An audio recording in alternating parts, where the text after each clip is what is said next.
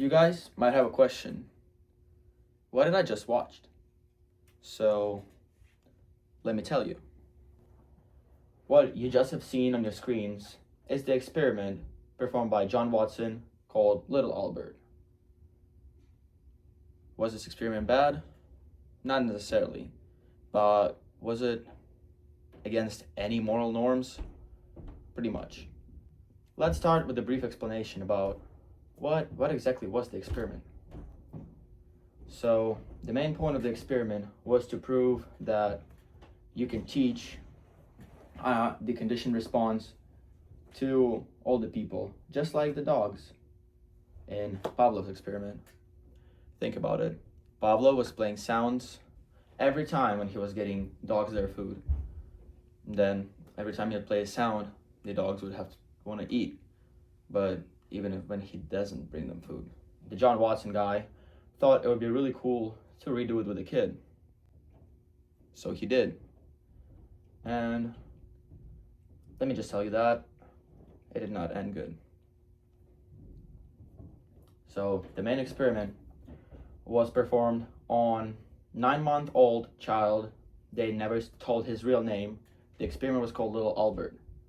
First, what they did, they just showed him nice little animals like rats, rabbits, or even dogs. And little Albert liked them. He was playing with them and he didn't really cry when he saw them. And then John Watson decided to do something else. He decided to play loud agony, scream, pain sounds every time he would show those little animals. And just like with the dog experiment performed by Pavlov, he easily taught the kid the conditioned response. The kid would start crying, he would start screaming every time he would see those animals, even when the sound wasn't played.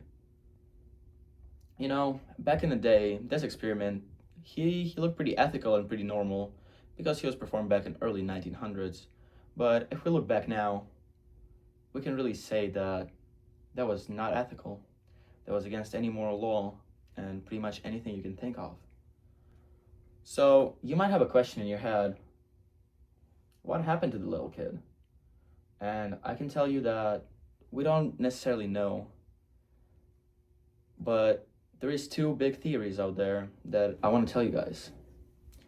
First theory is that the kid was a Douglas Merritt. He was one of the nurses' kid who was helping John Watson to perform the experiment. Apparently, he paid her about $1 for this whole experiment. But there is some big buts in there. First of all, Douglas Merritt was a kid who was born with a chromosome issues, also known as a Down syndrome. You can't really see it in the video out there, but you can really know that that experiment was pretty rough. You can see it in the video, but really, that's what people think what happened. And tragically, Douglas Merritt passed away at the age of 6 because his mom was not able to afford any treatment because he was not only born with Down syndrome, but he had a lot of pre-born issues with his heart, lungs, and even other body parts. How do you feel now? The second theory is way more promising, way better.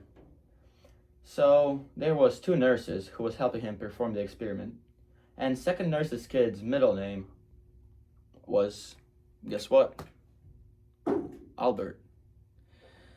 William Albert was pretty much around the same age as Douglas Merritt and pretty much the same age as little Albert in the experiment. So he was 9 months old. And how can we know that that was little Albert? So some psychologists did a research called Cleaning John Watson's Name. Pretty interesting. And they said that they went out there and they interviewed the grandkids and the kids of William Albert. And what they told him, made the other psychologists really question, was it really Douglas Merritt who died there? What the grandkids had told them is that William Albert was deadly scared of dogs, rabbits, rats, or pretty much any animals that have fur. Also, he had a really weird fear of masks. He avoided Halloween and other holidays because he thought that the masks are really scary. They were causing him panic attacks. He couldn't breathe. That could be a really important piece of evidence because, as I forgot to mention earlier in my video, one of the main parts that was scaring the kid in the experiment was a weird white rabbit fur mask. So now, what can I say for the very last words? A lot of psychologists and doctors and scientists still debating either it was William Albert or Douglas Murray who was a kid in Little Albert experiment. But after I had done the research on both of those things, I can really tell you that I'm more convinced it was William Albert. Just because, just think about it. John Watson was a psychologist. He would not have performed a really important experiment on a kid with Down syndrome and the kid who was having preborn issues. Because I know that lady knew that the kid had it. So probably is John Watson. So he probably chose the other nurse's kid, don't you think? Anyway, that's all I had for you guys for today. I hope you really enjoyed this video, and I'll see you next time.